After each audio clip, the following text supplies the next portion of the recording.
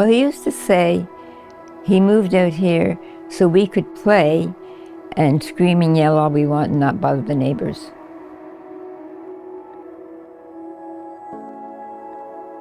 My name is Bernice Barry. I've been in this house all my life. That's 85 years. Now, my father bought the property in 1921, built a summer cottage in 1923. They came out here in the summer and rented in town in the winter. But during the Depression, they decided that he would winterize the house. And they came out and lived permanently in the 30s, in the late 30s.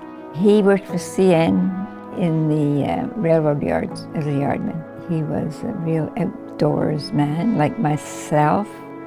I always gravitated to the outdoors. He sort of taught us to enjoy the outdoors. That's why he bought this property out here. There were only 9 houses on the street. This was the first farm that was sold. I think he paid $350 for it. On the north side of the tracks, it was Sources, St. John's, St. Charles, and this little dirt road that we're on, which was called, at that time it was called Beaconsfield Court.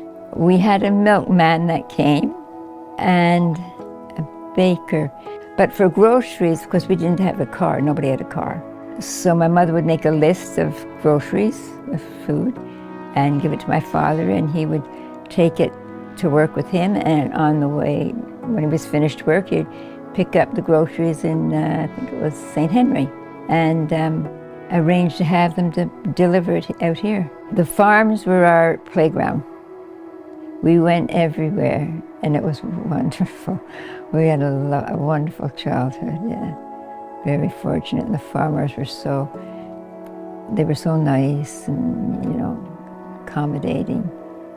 We would follow him around in his hay wagon, and then he'd let us get up on the top and bring us back to the barn. And we'd watch him milk the cows, and it was wonderful. It was. And then in the spring, we would be out playing. You'd see the smoke coming up from either the woods over there or the woods over here, and you knew that they were starting their maple syrup. So then we'd go over and watch that. There was one cow in particular who used to come to the fence, and we would pat its nose and pat the cow and, feed it grass, which was right in front of it. It didn't need to be fed. But it used to come to the fence all the time, and we used to give it to the corn on the cob. We would give it the finished cob.